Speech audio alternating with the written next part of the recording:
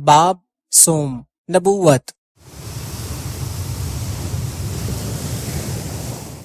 پچھلے باب میں تم کو 3 باتیں بتائی گئی ہیں۔ ایک یہ کہ خدا کی اطاعت کے لیے خدا کے ذات و صفات اور اس کے پسندیدہ طریقے اور آخرت کے جزا و سزا کے متعلق علم کی ضرورت ہے، اور یہ علم ایسا ہونا چاہیے کہ جس پر تم کو یقین کامل یعنی ایمان حاصل ہو۔ دوسرے یہ کہ اللہ تعالیٰ نے انسان کو اتنے سخت امتحان میں نہیں ڈالا ہے کہ وہ خود اپنی کوشش سے یہ علم حاصل کر لے، بلکہ اس نے خود انسانوں ہی میں سے بعض برگزیدہ بندوں یعنی پیغمبروں کو وحی کے ذریعے سے یہ علم عطا کیا اور ان کو حکم دیا کہ دوسرے بندوں تک اس علم کو پہنچا دیں۔ تیسرے یہ کہ عام انسانوں پر اب صرف اتنی ذمہ داری ہے کہ وہ خدا کے سچے پیغمبروں کو پہچانیں۔ جب ان کو معلوم ہو جائے کہ فلاں شخص حقیقت میں خدا کا سچا پیغمبر ہے تو ان کا فرض ہے کہ جو کچھ وہ تعلیم دے اس پر ایمان لائیں، اور جو کچھ وہ حکم دے اس کو تسلیم کریں، اور جس طریقے پر وہ چلے اس کی پیروی کریں۔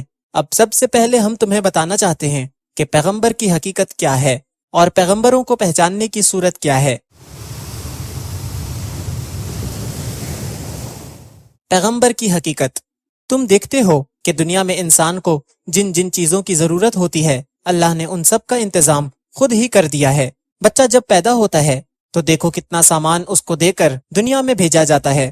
دیکھنے کے لیے آنکھیں، سننے کے لیے کان، سونگھنے اور سانس لینے کے لیے ناک، محسوس کرنے کے لیے سارے جسم کی کھال میں قوت لامسا، چلنے کے لیے پاؤں، کام کرنے کے لیے ہاتھ، سوچنے کے لیے دماغ، اور ایسی بے شمار دوسری چیزیں جو پہلے سے اس کی سب ضرورتوں کا لحاظ کر کے اس کے چھوٹے سے جسم میں لپیٹ کر رکھ دی گئی ہیں۔ پھر جب وہ دنیا میں قدم رکھتا ہے تو زندگی بسر کرنے کے لیے اتنا سامان اس کو ملتا ہے جس کو تم شمار نہیں کر سکتے۔ ہوا ہے، روشنی ہے، حرارت ہے، پانی ہے، زمین ہے، ماں کے سینے میں پہلے سے دودھ موجود ہے، ماں اور باپ اور عزیزوں حتیٰ کہ غیروں کے دلوں میں بھی اس کی محبت اور شفقت پیدا کر دی گئی ہے جس سے اس کو پالا پوسا جاتا ہے۔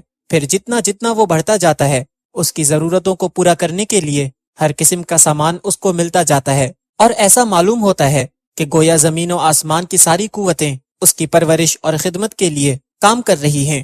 اس کے بعد اور آگے بڑھو، دنیا میں کام کرنے کے لیے جتنی قابلیتوں کی ضرورت ہے وہ سب انسان کو دی گئی ہیں۔ جسمانی قوت، عقل، سمجھ بوجھ، گویائی اور ایسی ہی بہت سی قابلیتیں تھوڑی یا بہت ہر انسان میں موجود ہیں، لیکن یہاں اللہ تعالیٰ نے عجیب انتظام کیا ہے۔ ساری قابلیتیں سب انسانوں کو یکساں نہیں دیں۔ اگر ایسا ہوتا تو کوئی کسی کا محتاج نہ ہوتا، نہ کوئی کسی کی پرواہ کرتا۔ اس لیے اللہ نے تمام انسانوں کی مجموعی ضرورتوں کے لحاظ سے سب قابلیتیں پیدا تو انسانوں ہی میں کی، مگر اس طرح کہ کسی کو ایک قابلیت زیادہ دے دی اور دوسرے کو دوسری قابلیت۔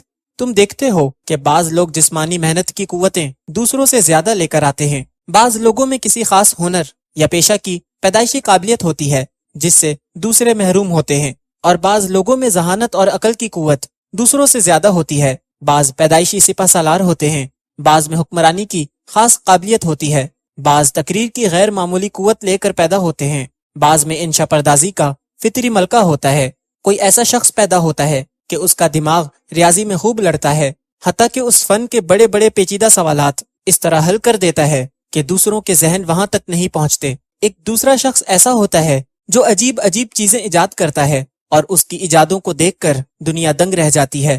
ایک اور شخص ایسا بے نظیر قانونی دماغ لے کر آتا ہے کہ قانون کے جو نقطے برسوں غور کرنے کے بعد بھی دوسروں کی سمجھ میں نہیں آ سکے اس کی نظر خود بخود ان تک پہنچ جاتی ہے۔ یہ خدا کا دین ہے۔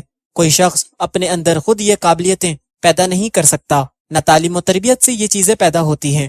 دراصل یہ پیدائشی قابلیتیں ہیں، اور خدا اپنی حکمت سے جس کو جو قابلیت چاہتا ہے عطا کر دیتا ہے۔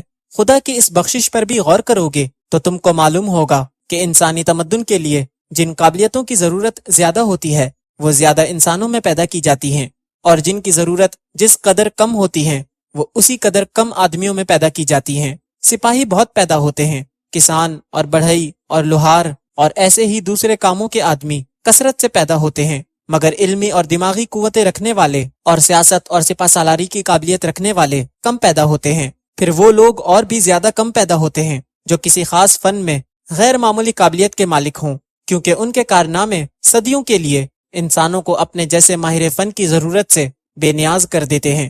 اب سوچنا چاہیے کہ دنیا میں انسانی زندگی کو کامیاب بنانے کے لیے صرف یہی ایک ضرورت تو نہیں ہے کہ انسانوں میں انجینئر، ریاضی دان، سائنسدان، قانون دان، سیاست کے ماہر، معاشیات میں باکمال اور مختلف پیشوں کی قابلیت رکھنے والے لوگ ہی پیدا ہوں۔ ان سب سے بڑھ کر ایک اور ضرورت بھی تو ہے، اور وہ یہ کہ کوئی ایسا ہو جو انسان کو خدا کا راستہ بتائے۔ دوسرے لوگ تو صرف یہ بتانے والے ہیں کہ اس دنیا میں انسان کے لیے کیا ہے اور اس کو کس کس طرح برتا جا سکتا ہے، مگر کوئی یہ بتانے والا بھی تو ہونا چاہیے کہ انسان خود کس کے لیے ہے، اور انسان کو دنیا میں یہ سب سامان کس نے دیا ہے، اور اس دینے والے کی مرضی کیا ہے، تاکہ انسان اسی کے مطابق دنیا میں زندگی بسر کر کے یقینی اور دائمی کامیابی حاصل کرے۔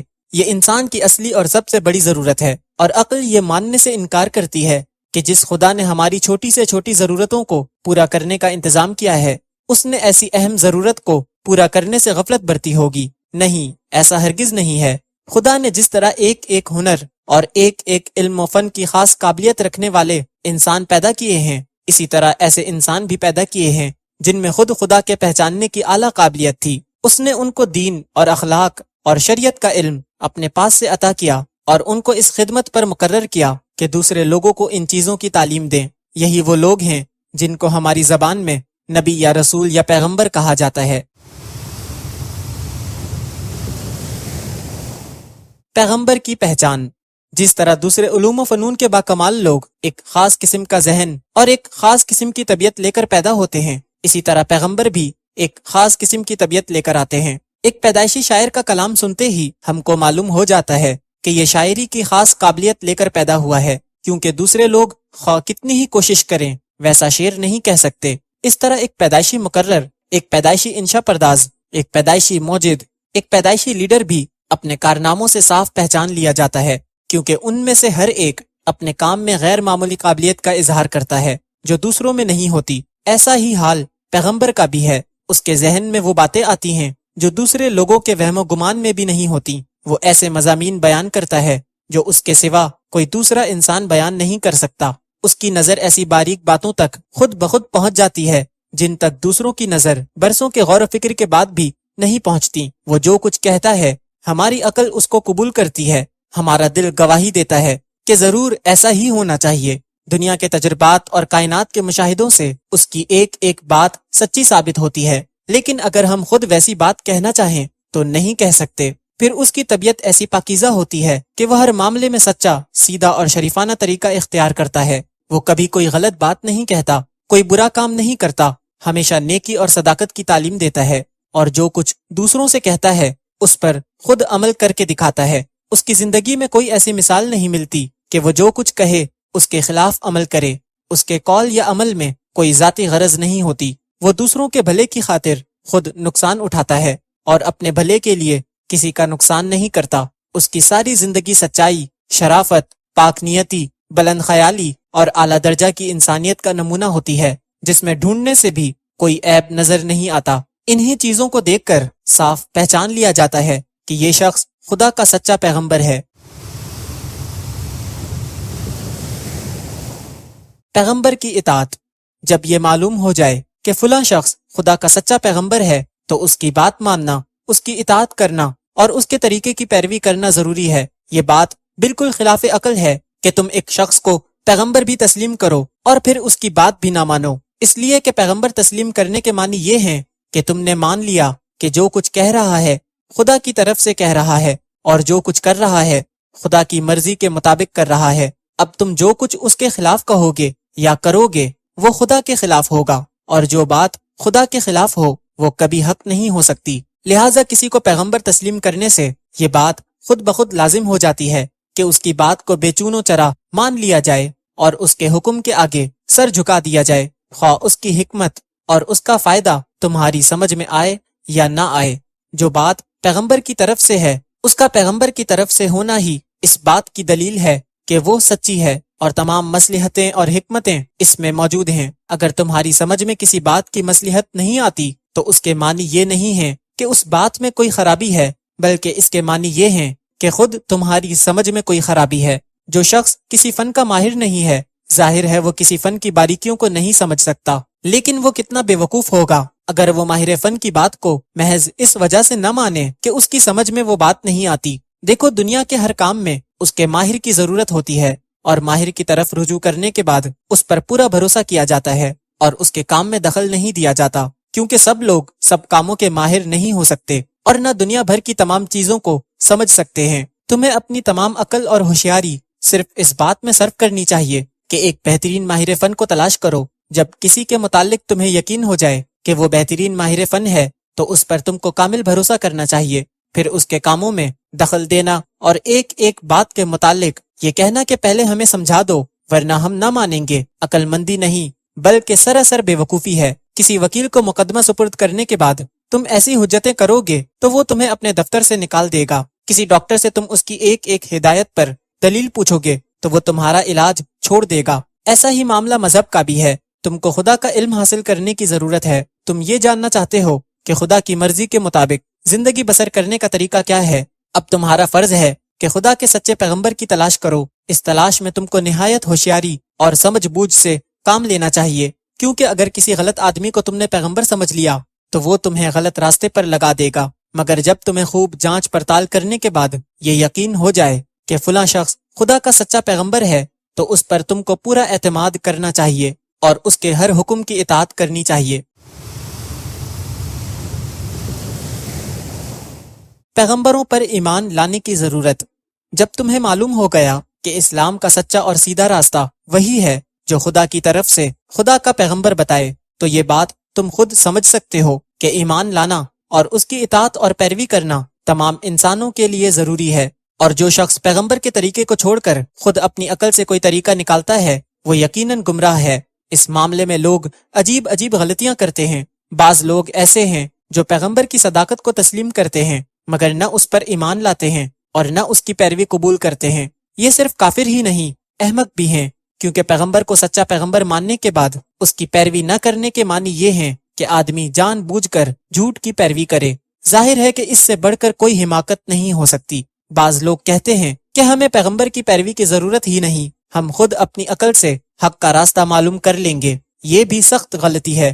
تم نے ریاضی پڑھی ہے اور تم یہ جانتے ہو کہ ایک نقطہ سے دوسرے نقطہ تک سیدھا خط صرف ایک ہی ہو سکتا ہے۔ اس کے سوا جتنے بھی خط کھینچے جائیں گے وہ سب یا تو ٹیڑھے ہوں گے یا اس دوسرے نقطے تک نہ پہنچیں گے۔ ایسی ہی کیفیت حق کے راستے کی بھی ہے، جس کو اسلام کی زبان میں صراط مستقیم یعنی سیدھا راستہ کہا جاتا ہے۔ یہ راستہ انسان سے شروع ہو کر خدا تک جاتا ہے، اور ریاضی کے اسی قاعدے کے مطابق یہ بھی ایک ہی راستہ ہو سکتا ہے۔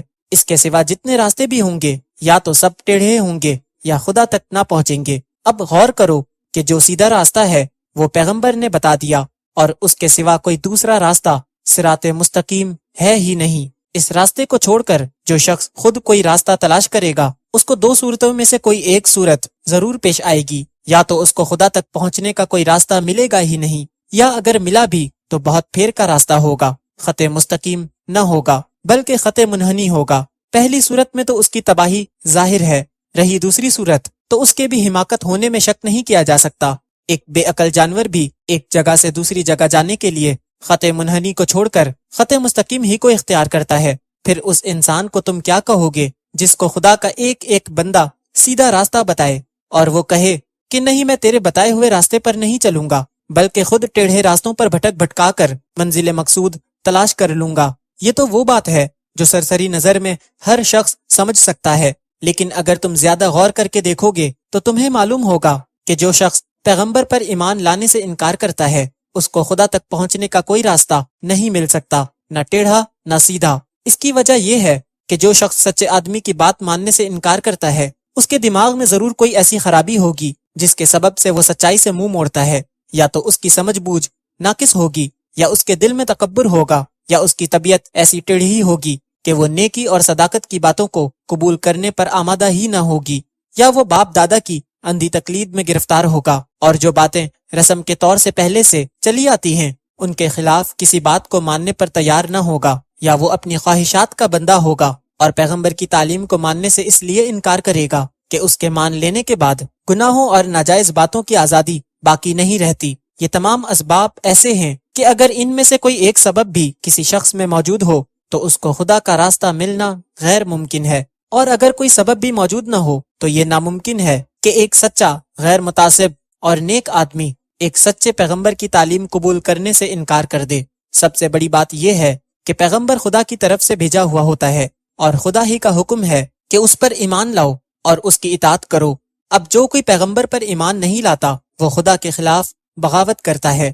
دیکھو تم جس سلطنت کی رعیت ہو اس کی طرف سے جو حاکم بھی مقرر ہوگا تمہیں اس کی اطاعت کرنی پڑے گی۔ اگر تم اس کو حاکم تسلیم کرنے سے انکار کرو گے تو اس کے معنی یہ ہوں گے کہ تم نے خود سلطنت کے خلاف بغاوت کی ہے۔ سلطنت کو ماننا اور اس کے مقرر کیے ہوئے حاکم کو نہ ماننا دونوں بالکل متضاد باتیں ہیں۔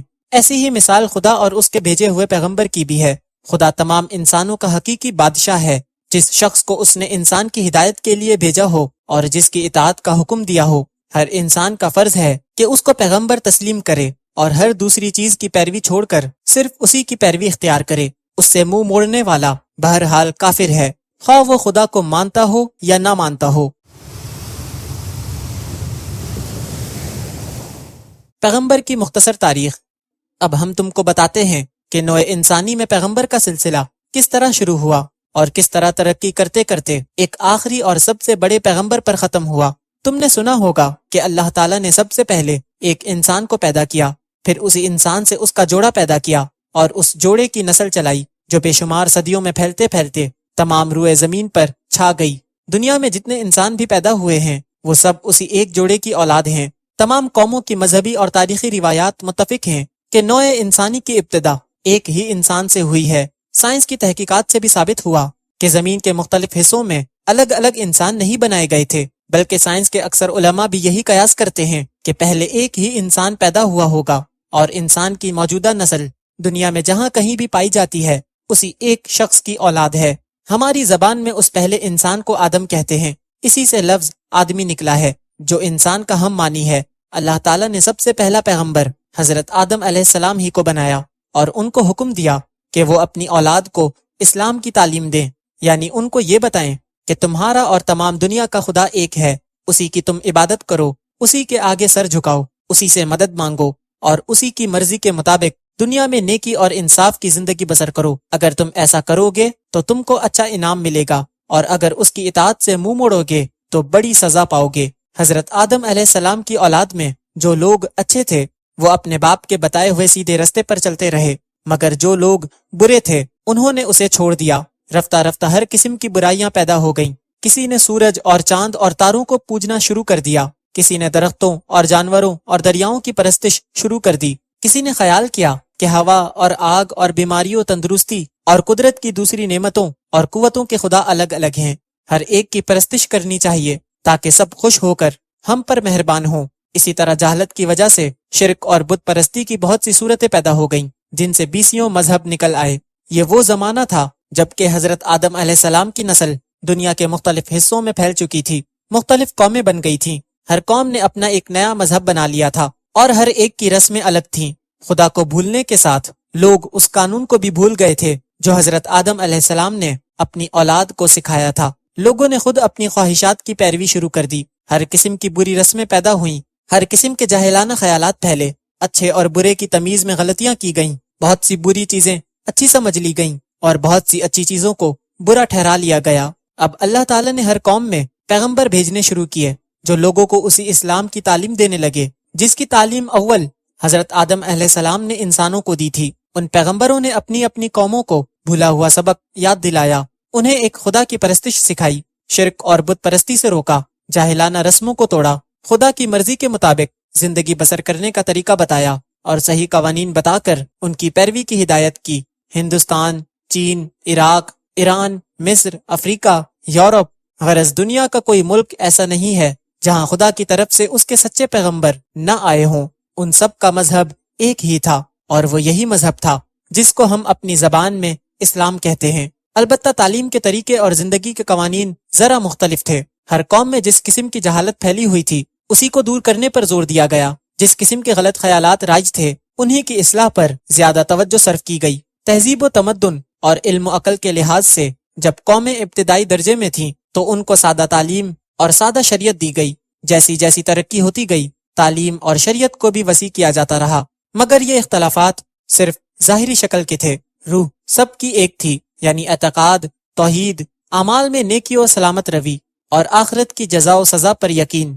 پیغمبروں کے ساتھ بھی انسان نے عجیب معاملہ کیا۔ پہلے تو ان کو تکلیفیں دی گئیں، ان کی ہدایت کو ماننے سے انکار کیا گیا، کسی کو وطن سے نکالا گیا، کسی کو قتل کیا گیا، کسی کو عمر بھر کی تعلیم و تلقین سے 5-10 پیرو میسر آ سکے، مگر خدا کے یہ برگزیدہ بندے برابر اپنا کام کیے چلے گئے، یہاں تک کہ ان کی تعلیمات نے اثر کیا اور بڑی بڑی قومیں ان کی پیرو بن گئی۔ اس کے بعد گمراہی نے دوسری صورت اختیار کی۔ پیغمبروں کی وفات کے بعد ان کے امتوں نے ان تعلیمات کو بدل ڈالا، ان کی لائی ہوئی کتابوں میں اپنی طرف سے ہر قسم کے خیالات ملا دیے، عبادت کے نئے نئے طریقے اختیار کیے، بعضوں نے خود پیغمبروں کی پرستش شروع کر دی، کسی نے اپنے پیغمبر کو خدا کا بیٹا کہا، کسی نے اپنے پیغمبر کو خدائی میں شریک ٹھہرایا۔ غرض انسان نے عجیب ستم ظریفی کی کہ جن لوگوں نے بتوں کو توڑا تھا، انسان نے خود انہی کو بت بنا لیا۔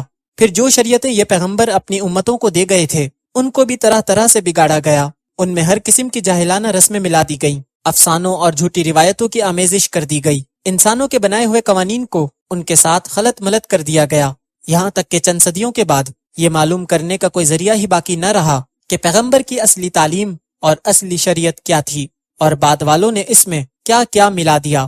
خود پیغمبروں کی زندگی کے حالات بھی روایتوں میں ایسے گم ہو گئے کہ ان کے متعلق کوئی چیز بھی قابل اعتبار نہ رہی۔ تاہم پیغمبروں کی کوششیں سب کی سب رائگاں نہیں گئیں، تمام ملاوٹوں کے باوجود کچھ نہ کچھ اصلی صداقت ہر قوم میں باقی رہ گئی۔ خدا کا خیال اور آخرت کی زندگی کا خیال کسی نہ کسی صورت میں تمام قوموں کے اندر پھیل گیا۔ نیکی اور صداقت اور اخلاق کے چند اصول عام طور پر دنیا میں تسلیم کر لیے گئے، اور تمام قوموں کے پیغمبروں نے الگ الگ ایک ایک قوم کو اس حد تک تیار کر دیا کہ دنیا میں ایک ایسے مذہب کی تعلیم پھیلائی جا سکے جو بلا امتیاز ساری نوع انسانی کا مذہب ہو۔ جیسا کہ ہم نے تم کو اوپر بتایا ہے کہ ابتداً ہر قوم میں الگ الگ پیغمبر آتے تھے، اور ان کی تعلیم ان کی قوم ہی کے اندر محدود رہتی تھی۔ اس کی وجہ یہ تھی کہ اس وقت سب قومیں ایک دوسرے سے الگ تھیں، ان کے درمیان زیادہ میل جول نہ تھا، ہر قوم اپنے وطن کی حدود میں گویا مقید تھی۔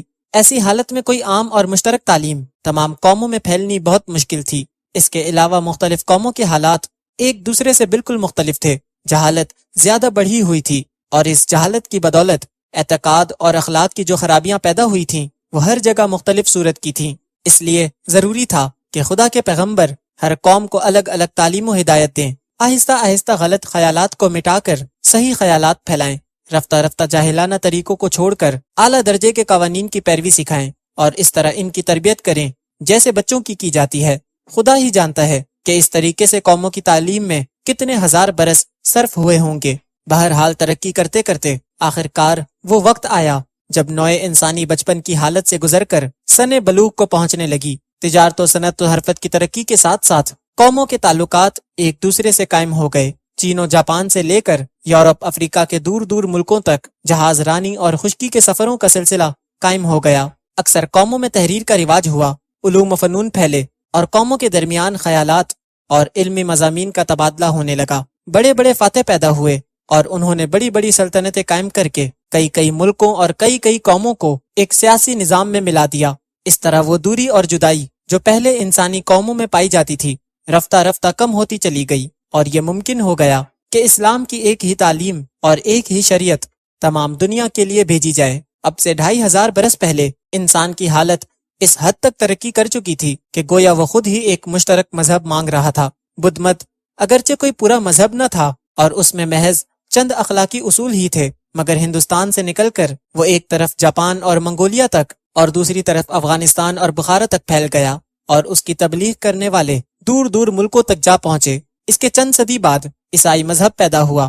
اگرچہ حضرت عیسیٰ علیہ السلام اسلام کی تعلیم لے کر آئے تھے، مگر ان کے بعد عیسائیت کے نام سے ایک ناقص مذہب بنا لیا گیا، اور عیسائیوں نے اس مذہب کو ایران سے لے کر افریقہ یورپ کے دور دراز ملکوں میں پھیلا دیا۔ یہ واقعات بتا رہے ہیں کہ اس وقت دنیا خود ایک عام انسانی مذہب مانگ رہی تھی، اور اس کے لیے یہاں تک تیار ہو گئی تھی کہ اسے کوئی پورا اور صحیح مذہب نہ ملا تو اس نے کچے اور ناتمام مذہبوں ہی کو انسانی قوموں میں پھیلانا شروع کر دیا۔ حضرت محمد صلی اللہ علیہ وآلہ وسلم کی نبوت۔ یہ تھا وہ وقت جب تمام دنیا اور تمام انسانی قوموں کے لیے ایک پیغمبر یعنی محمد صلی اللہ علیہ وآلہ وسلم کو عرب کی سرزمین میں پیدا کیا گیا، اور ان کو اسلام کی پوری تعلیم اور مکمل قانون دے کر اس خدمت پر مامور کیا گیا کہ اسے سارے جہان میں پھیلا دیں۔ دنیا کا جغرافیہ اٹھا کر دیکھو، تم ایک ہی نظر میں محسوس کر لو گے کہ تمام جہان کی پیغمبری کے لیے روئے زمین پر عرب سے زیادہ موزوں مقام اور کوئی نہیں ہو سکتا۔ یہ ملک افریقہ اور ایشیا کے عین وسط میں واقع ہے، اور یورپ بھی یہاں سے بہت قریب ہے۔ خصوصاً اس زمانے میں یورپ کی متمدن قومیں زیادہ تر یورپ کے جنوبی حصے میں آباد تھیں، اور یہ حصہ عرب سے اتنا ہی قریب ہے جتنا ہندوستان ہے۔ پھر اس زمانے کی تاریخ پڑھو، تم کو معلوم ہوگا کہ اس نبوت کے لیے اس زمانے میں عربی قوم سے زیادہ موزوں کوئی قوم نہ تھی۔ دوسری بڑی بڑی قومیں اپنا اپنا زور دکھا کر گویا بے دم ہو چکی تھیں، اور عربی قوم تازہ دم تھی۔ تمدن کی ترقی سے دوسری قوموں کی عادتیں بگڑ گئی تھیں، اور عربی قوم میں اس وقت کوئی ایسا تمدن نہیں تھا جو اس کو آرام طلب اور عیش پسند اور رذیل بنا دیتا۔ 6 صدی عیسوی کے عرب اس زمانے کے متمدن قوموں کے برے اثرات سے بالکل پاک تھے۔ ان میں وہ تمام انسانی خوبیاں موجود تھیں جو ایک ایسی قوم میں ہو سکتی ہیں جس کو تمدن کی ہوا نہ لگی ہو۔ وہ بہادر تھے، بے خوف تھے، فیاض تھے، عہد کے پابند تھے، آزاد خیال اور آزادی پسند کرنے والے تھے، کسی قوم کے غلام نہ تھے۔ اپنی عزت پر جان دے دینا ان کے لیے آسان تھا، نہایت سادہ زندگی بسر کرتے تھے اور عیش و عشرت سے بیگانہ تھے۔ اس میں شک نہیں کہ اس میں بہت سی برائیاں بھی تھیں، جیسا کہ آگے چل کر تم کو معلوم ہوگا، مگر یہ برائیاں اس لیے تھیں کہ 2500 برس سے ان کے ہاں کوئی پیغمبر نہ آیا تھا، نہ کوئی ایسا رہنما پیدا ہوا تھا جو ان کے اخلاق درست کرتا اور انہیں تہذیب سکھاتا۔ صدیوں تک ریگستان میں آزادی کی زندگی بسر کرنے کے سبب سے ان میں جہالت پھیل گئی تھی، اور وہ اپنی جہالت میں اس قدر سخت ہو گئے تھے کہ ان کو آدمی بنانا کسی معمولی انسان کے بس کا کام نہ تھا۔ لیکن اس کے ساتھ ان میں یہ قابلیت ضرور موجود تھی کہ اگر کوئی زبردست انسان ان کی اصلاح کر دے اور اس کی تعلیم کے اثر سے وہ کسی اعلیٰ درجہ کے مقصد کو لے کر اٹھ کھڑے ہوں تو دنیا کو زیر و زبر کر ڈالیں۔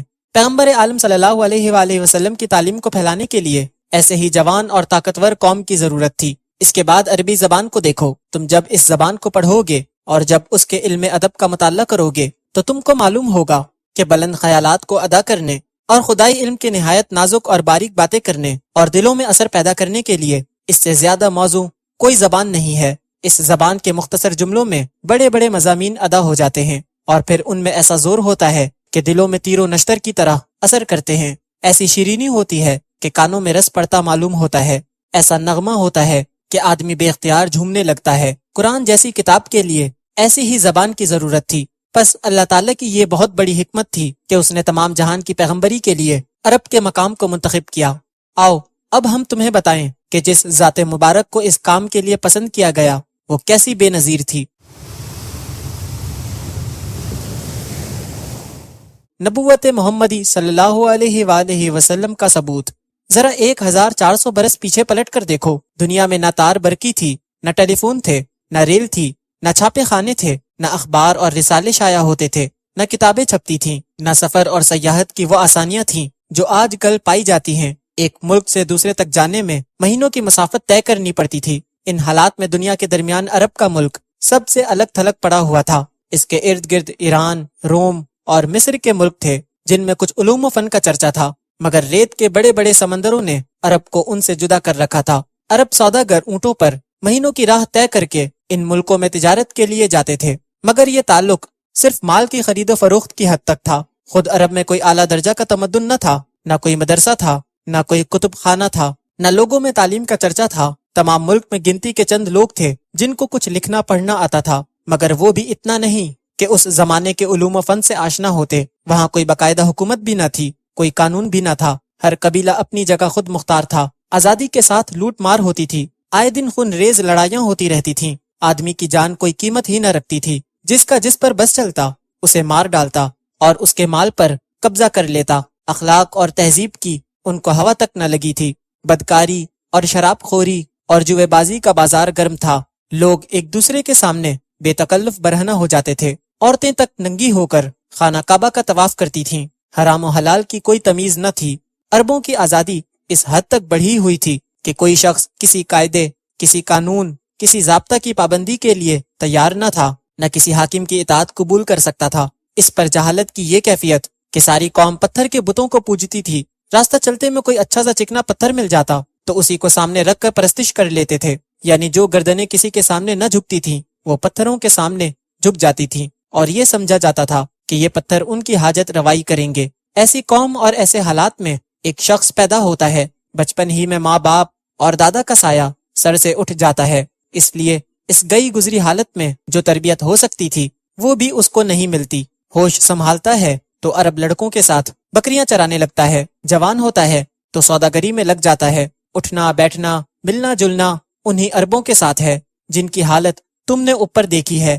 تعلیم کا نام تک نہیں، حتیٰ کہ پڑھنا بھی نہیں آتا، مگر اس کے باوجود اس کی عادتیں، اس کے اخلاق، اس کے خیالات سب سے جدا ہیں۔ وہ کبھی جھوٹ نہیں بولتا، کسی سے بد کلامی نہیں کرتا، اس کی زبان میں سختی کے بجائے شیرینی ہے، اور وہ بھی ایسی کہ لوگ اس کے گرویدہ ہو جاتے ہیں۔ وہ کسی کا ایک پیسہ بھی ناجائز طریقے سے نہیں لیتا۔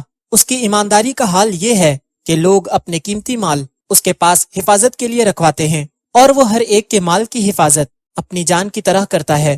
ساری قوم اس کی دیانت پر بھروسہ کرتی ہے اور اسے امین کے نام سے پکارتی ہے۔ اس کی شرم و حیا کا یہ حال ہے کہ بدتمیز اور گندے لوگوں میں پلنے اور رہنے کے باوجود ہر بدتمیزی اور ہر گندگی سے نفرت کرتا ہے، اور اس کے ہر کام میں صفائی اور ستھرائی پائی جاتی ہے۔ اس کے خیالات اتنے پاکیزہ ہیں کہ اپنی قوم کو لوٹ مار اور خونریزی کرتے دیکھ کر اس کا دل دکھتا ہے، اور وہ لڑائی کے موقع پر صلح و صفائی کرنے کی کوشش کرتا ہے۔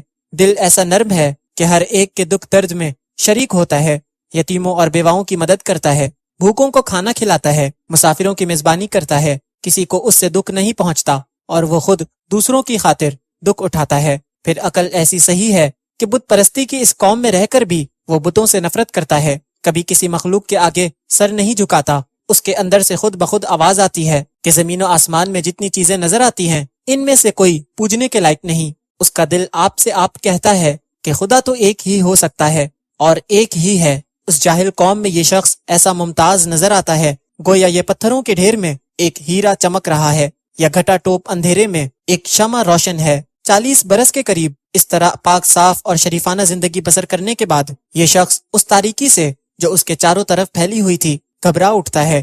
جہالت، بد اخلاقی، بد کرداری، بد نظمی اور شرک و بت پرستی کا یہ ہولناک سمندر جو اس کو گھیرے ہوئے تھا، اس سے وہ نکل جانا چاہتا ہے، کیونکہ یہاں کوئی چیز بھی اس کی طبیعت کے مناسب نہیں۔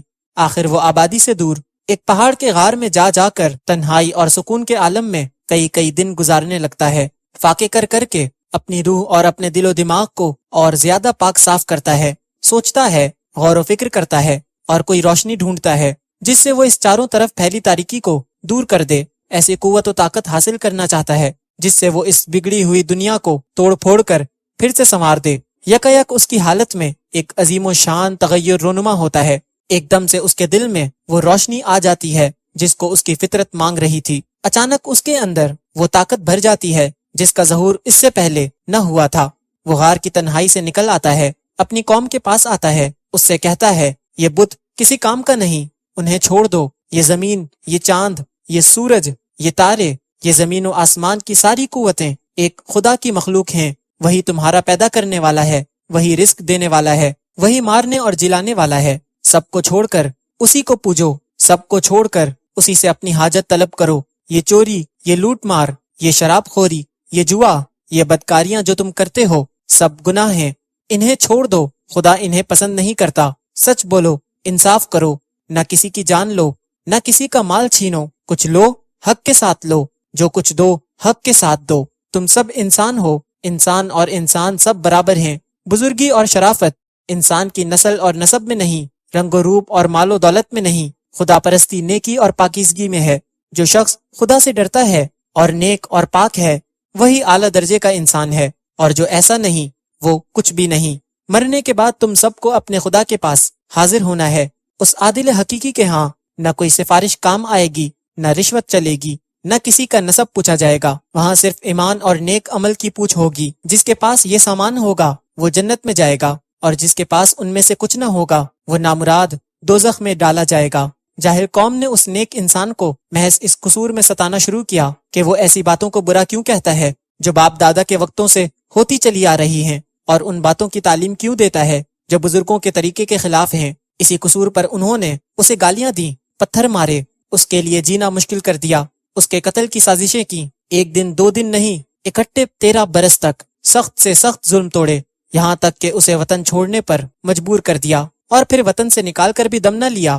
جہاں اس نے پناہ لی تھی وہاں بھی کئی برس اس کو پریشان کرتے رہے، یہ سب تکلیفیں اس نیک انسان نے کس لیے اٹھائیں؟ صرف اس لیے کہ وہ اپنی قوم کو سیدھا راستہ بتانا چاہتا تھا۔ اس کی قوم اسے بادشاہی دینے کے لیے تیار تھی، دولت کے ڈھیر اس کے قدموں میں ڈالنے پر آمادہ تھی، بشرطے کہ وہ اپنی اس تعلیم سے باز آ جائے، مگر اس نے سب چیزوں کو ٹھکرا دیا اور اپنی بات پر قائم رہا۔ کیا اس سے بڑھ کر نیک دلی اور صداقت تمہارے خیال میں آ سکتی ہے کہ کوئی شخص اپنے کسی فائدے کی خاطر نہیں، محض دوسروں کے بھلے کی خاطر تکلیفیں اٹھائے؟ وہی لوگ جن کے فائدے کے لیے وہ کوشش کر رہا ہے اس کو پتھر مارتے ہیں اور وہ ان کے لیے دعائے خیر کرتا ہے۔ انسان تو کیا، فرشتے بھی اس کی نیکی پر قربان جائیں۔ پھر دیکھو، جب یہ شخص اپنے غار سے یہ تعلیم لے کر نکلا تو اس میں کتنا بڑا انقلاب ہو گیا۔ اب جو کلام وہ سنا رہا تھا وہ ایسا فصیح و بلیغ تھا کہ کسی نے نہ اس سے پہلے ایسا کلام کہا نہ اس کے بعد کوئی کہہ سکا۔ عرب والوں کو اپنی شاعری، اپنی خطابت، اپنی فصاحت پر بڑا ناز تھا۔ اس نے عربوں سے کہا، تم ایک ہی صورت اس کلام کے مانند بنا لاؤ، مگر سب کی گردنیں عاجزی سے جھک گئیں۔ حد یہ ہے کہ خود اس شخص کی اپنی بول چال اور تقریر کی زبان بھی اتنی اعلیٰ درجہ کی نہ تھی جتنی اس خاص کلام کی تھی۔ چنانچہ آج بھی جب ہم اس کی دوسری تقریروں کا مقابلہ اس کلام سے کرتے ہیں تو دونوں میں نمایاں فرق محسوس ہوتا ہے۔ اس نے، اس ان پڑھ صحرا نشین انسان نے، حکمت اور دانائی کی ایسی باتیں کہنی شروع کی کہ نہ اس سے پہلے کسی انسان نے کہی تھی، نہ اس کے بعد آج تک کوئی کہہ سکا، نہ 40 برس کی عمر سے پہلے خود اس کی زبان سے وہ کبھی سنی گئی تھی۔ اس امی صلی اللہ علیہ وآلہ وسلم نے اخلاق، معاشرت، معیشت، سیاست اور انسانی زندگی کے تمام معاملات کے متعلق ایسے قانون بنائے کہ بڑے بڑے عالم اور عاقل برسوں کے غور و خوض اور ساری عمر کے تجربات کے بعد بمشکل ان کی حکمتوں کو سمجھ سکتے ہیں، اور دنیا کے تجربات جتنے بڑھتے جاتے ہیں ان کی حکمتیں اور زیادہ کھلتی جاتی ہیں۔ 1300 برس سے زیادہ مدت گزر چکی ہے، مگر آج بھی اس کے بنائے ہوئے قانون میں کسی ترمیم کی گنجائش نظر نہیں آتی۔ دنیا کے قانون ہزاروں مرتبہ بنے اور بگڑے، ہر آزمائش میں ناکام ہوئے اور ہر بار ان میں ترمیم کرنی پڑی، مگر اس صحرائے نشین امی صلی اللہ علیہ وآلہ وسلم نے تنے تنہا بغیر کسی دوسرے انسان کی مدد کے جو قانون بنا دیے، ان کی کوئی ایک دفعہ بھی ایسی نہیں جو اپنی جگہ سے ہٹا لی جا سکتی ہو۔ اس نے 23 برس کی مدت میں اپنے اخلاق، اپنی نیکی و شرافت، اپنی اعلیٰ تعلیم کے زور سے اپنے دشمنوں کو دوست بنایا، اپنے مخالفوں کو موافق بنایا۔ بڑی بڑی طاقتیں اس کے مقابلے میں اٹھیں اور آخرکار شکست کھا کر اس کے قدموں میں آ رہی۔ اس نے جب فتح پائی تو کسی دشمن سے بدلہ نہ لیا، کسی پر سختی نہ کی۔ جنہوں نے اس کے حقیقی چچا کو قتل کیا تھا اور اس کا کلیجہ نکال کر چبا گئے تھے، ان کو بھی فتح پا کر اس نے بخش دیا۔ جنہوں نے اس کو پتھر مارے تھے، اس کو وطن سے نکالا تھا، ان کو فتح پا کر اس نے بخش دیا۔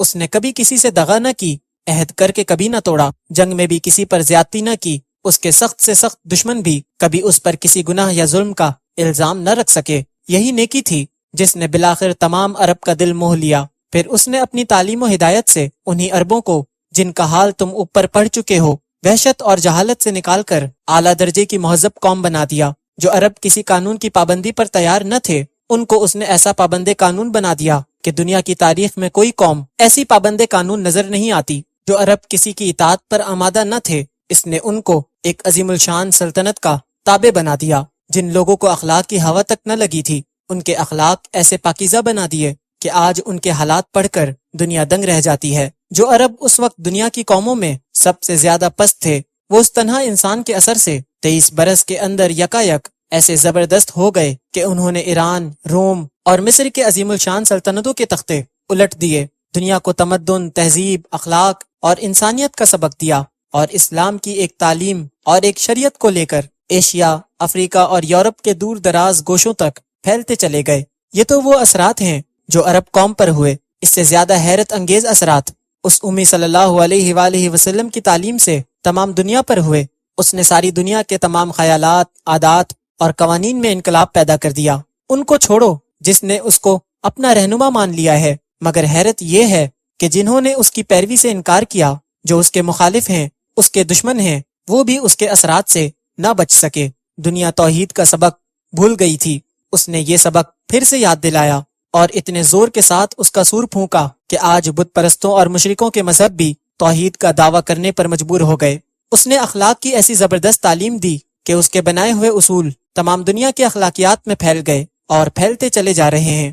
اس نے قانون اور سیاست اور تہذیب و معاشرت کے جو اصول بتائے، وہ ایسے پکے اور سچے اصول تھے کہ مخالفوں نے بھی چپکے چپکے ان کی خشاچینی شروع کر دی اور آج تک کیے جا رہے ہیں۔ جیسا کہ تم کو اوپر بتایا جا چکا ہے، یہ شخص ایک جاہل قوم اور ایک نہایت تاریک ملک میں پیدا ہوا تھا۔ 40 برس کی عمر تک گلہ بانی اور سوداگری کے سوا اس نے کوئی کام نہ کیا تھا، کسی قسم کی تعلیم و تربیت بھی اس نے نہ پائی تھی۔ مگر غور کرو، 40 برس کی عمر کو پہنچنے کے بعد کہاں سے اس کے اندر یکایک اتنے کمالات جمع ہو گئے، کہاں سے اس کے پاس ایسا علم آ گیا، کہاں سے اس میں یہ طاقت پیدا ہو گئی۔ ایک اکیلا انسان ہے اور ایک ہی وقت میں بے نظیر سپہ سالار بھی ہے، ایک اعلیٰ درجے کا جج بھی ہے، ایک زبردست مکنن بھی ہے، ایک بے مثل فلاسفر بھی ہے، ایک لاجواب مصلح اخلاق و تمدن بھی ہے، ایک حیرت انگیز ماہر سیاست بھی ہے۔ پھر اتنی مصروفیتوں کے باوجود وہ راتوں کو گھنٹوں اپنے خدا کی عبادت بھی کرتا ہے، اپنی بیویوں اور بچوں کے حقوق بھی ادا کرتا ہے،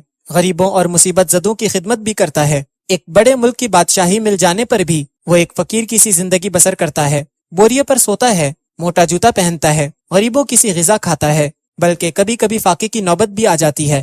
یہ حیرت انگیز کمالات دکھا کر اگر وہ کہتا کہ میں انسان سے بالاتر ہستی ہوں، تب بھی کوئی اس کے دعوے کی تردید نہ کر سکتا تھا۔ مگر جانتے ہو کہ اس نے کیا کہا؟ اس نے یہ نہیں کہا کہ یہ سب میرے اپنے کمالات ہیں، اس نے ہمیشہ یہی کہا کہ میرے پاس کچھ بھی اپنا نہیں، سب کچھ خدا کا ہے اور خدا کی طرف سے ہے۔ میں نے جو کلام پیش کیا ہے، جس کی نظیر لانے سے سب انسان عاجز ہیں، یہ میرا کلام نہیں ہے، نہ میرے دماغ کی قابلیت کا نتیجہ ہے، یہ خدا کا کلام ہے اور اس کی ساری تعریف خدا کے لیے ہے۔ میرے جتنے کام ہیں یہ بھی میری اپنی قابلیت سے نہیں ہیں، محض خدا کی ہدایت سے ہیں۔ ادھر سے جو کچھ ارشاد ہوتا ہے وہی کرتا ہوں اور وہی کہتا ہوں۔ اب بتاؤ کہ ایسے سچے انسان کو خدا کا پیغمبر کیسے نہ مانا جائے؟ اس کے کمالات ایسے ہیں کہ تمام دنیا میں ابتدا سے لے کر آج تک ایک انسان بھی اس کے مانند نہیں ملتا، مگر اس کی سچائی ایسی ہے کہ وہ ان کمالات پر فخر نہیں کرتا، ان کی تعریف خود حاصل نہیں کرنا چاہتا، بلکہ جس نے یہ سب کچھ دیا ہے صاف صاف اسی کا حوالہ دیتا ہے۔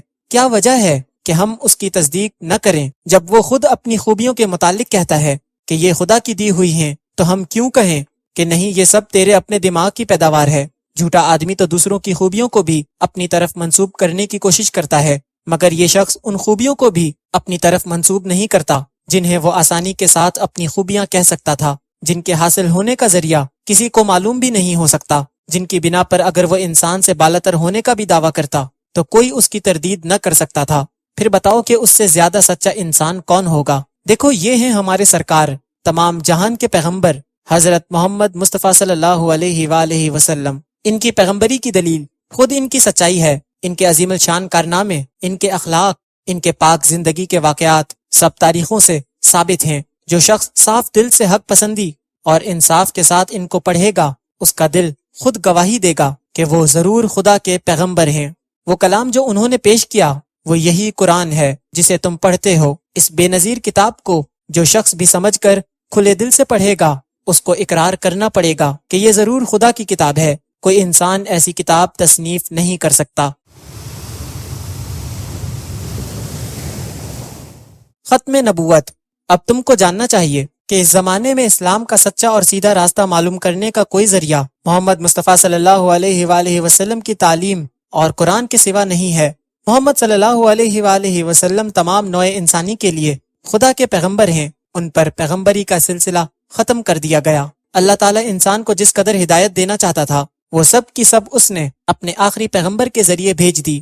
اب جو شخص حق کا طالب ہو اور خدا کا مسلم بندہ بننا چاہتا ہو، اس پر لازم ہے کہ خدا کے آخری پیغمبر پر ایمان لائے، جو کچھ تعلیم انہوں نے دی ہے اس کو مانے اور جو طریقہ انہوں نے بتایا ہے اس کی پیروی کرے۔ ختم نبوت پر دلائل۔ پیغمبری کی حقیقت ہم نے تم کو پہلے بتا دی ہے، اس کو سمجھنے اور اس پر غور کرنے سے تم کو خود معلوم ہو جائے گا کہ پیغمبر روز روز پیدا نہیں ہوتے، نہ یہ ضروری ہے کہ ہر قوم کے لیے ہر وقت ایک پیغمبر ہو۔ پیغمبر کی زندگی دراصل اس کی تعلیم و ہدایت کی زندگی ہے۔ جب تک اس کی تعلیم اور ہدایت زندہ ہے، اس وقت تک گویا وہ خود زندہ ہے۔ پچھلے پیغمبر مر گئے کیونکہ جو تعلیم انہوں نے دی تھی دنیا نے اس کو بدل ڈالا۔ جو کتابیں وہ لائے تھے ان میں سے ایک بھی آج اصلی صورت میں نہیں۔ خود ان کے پیرو بھی یہ دعویٰ نہیں کر سکتے کہ ہمارے پیغمبروں کی دی ہوئی اصلی کتابیں موجود ہیں۔ انہوں نے اپنے پیغمبروں کی سیرتوں کو بھی بھلا دیا۔ پچھلے پیغمبروں میں سے ایک کے بھی صحیح اور معتبر حالات آج کہیں نہیں ملتے۔ یہ بھی یقین کے ساتھ نہیں کہا جا سکتا کہ وہ کس زمانے میں پیدا ہوئے، کہاں پیدا ہوئے، کیا کام انہوں نے کیے، کس طرح زندگی بسر کی، کن باتوں کی تعلیم دی اور کن باتوں سے روکا، یہی ان کی موت ہے۔ مگر محمد صلی اللہ علیہ وآلہ وسلم زندہ ہیں، کیونکہ ان کی تعلیم و ہدایت زندہ ہے۔ جو قرآن انہوں نے دیا تھا وہ اپنے اصلی الفاظ کے ساتھ موجود ہے، اس میں ایک حرف، ایک نقطہ، ایک زیر و زبر کا بھی فرق نہیں آیا۔ ان کی زندگی کے حالات، ان کے اقوال، ان کے افعال سب کے سب محفوظ ہیں، اور 1300 برس سے زیادہ مدت گزر جانے کے بعد بھی تاریخ میں ان کا نقشہ ایسا صاف نظر آتا ہے کہ گویا ہم خود آن حضرت صلی اللہ علیہ وآلہ وسلم کو دیکھ رہے ہیں۔ دنیا کے کسی شخص کی زندگی بھی اتنی محفوظ نہیں جتنی آن حضرت صلی اللہ علیہ وآلہ وسلم کی زندگی محفوظ ہے۔ ہم اپنی زندگی کے ہر معاملے میں ہر وقت آن حضرت صلی اللہ علیہ وآلہ وسلم کی زندگی سے سبق لے سکتے ہیں۔ یہی اس بات کی دلیل ہے کہ آن حضرت کے بعد کسی دوسرے پیغمبر کی ضرورت نہیں۔ ایک پیغمبر کے بعد دوسرا پیغمبر آنے کی صرف 3 وجہیں ہو سکتی ہیں۔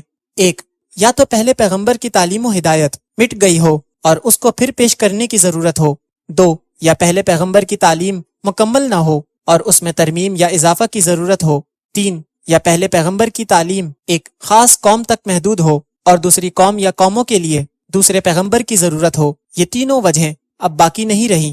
ایک، حضرت محمد صلی اللہ علیہ وآلہ وسلم کی تعلیم و ہدایت زندہ ہے اور وہ ذرائع پوری طرح محفوظ ہیں جن سے ہر وقت یہ معلوم کیا جا سکتا ہے کہ حضور صلی اللہ علیہ وآلہ وسلم کا دین کیا تھا، کیا ہدایت لے کر آپ صلی اللہ علیہ وآلہ وسلم آئے تھے، کس طریقہ زندگی کو آپ صلی اللہ علیہ وآلہ وسلم نے رائج کیا اور کن طریقوں کو آپ صلی اللہ علیہ وآلہ وسلم نے مٹانے اور بند کرنے کی کوشش فرمائی۔ پس جبکہ آپ کی تعلیم و ہدایت مٹی ہی نہیں تو اس کو از سر نو پیش کرنے کے لیے کسی نبی کے آنے کی ضرورت نہیں ہے۔ 2، آن حضرت صلی اللہ علیہ وآلہ وسلم کے ذریعے سے دنیا کو اسلام کی مکمل تعلیم دی جا چکی ہے، اب نہ اس میں کچھ گھٹانے بڑھانے کی ضرورت ہے اور نہ کوئی ایسا نقص باقی رہ گیا ہے جس کی تکمیل کے لیے کسی نبی کے آنے کی حاجت ہو، لہٰذا دوسری وجہ بھی دور ہو گئی۔ 3، آن حضرت صلی اللہ علیہ وآلہ وسلم کسی خاص قوم کے لیے نہیں بلکہ تمام دنیا کے لیے نبی بنا کر بھیجے گئے ہیں اور تمام انسانوں کے لیے آپ کی تعلیم کافی ہے، لہٰذا اب کسی خاص قوم کے لیے الگ نبی آنے کی بھی ضرورت نہیں ہے۔ اس طرح تیسری وجہ بھی دور ہو گئی۔ اسی بنا پر آن حضرت صلی اللہ علیہ وآلہ وسلم کو خاتم النبیین کہا گیا ہے، یعنی سلسلہ نبوت کو ختم کر دینے والا۔ اب دنیا کو کسی دوسرے نبی کی ضرورت نہیں ہے بلکہ صرف ایسے لوگوں کی ضرورت ہے جو آن حضرت صلی اللہ علیہ وآلہ وسلم کے طریقے پر خود چلیں اور دوسروں کو چلائیں۔ آپ صلی اللہ علیہ وآلہ وسلم کی تعلیمات کو سمجھیں، ان پر عمل کریں اور دنیا میں اس قانون کی حکومت قائم کریں جس کو لے کر آن حضرت صلی اللہ علیہ وآلہ وسلم تشریف لائے تھے۔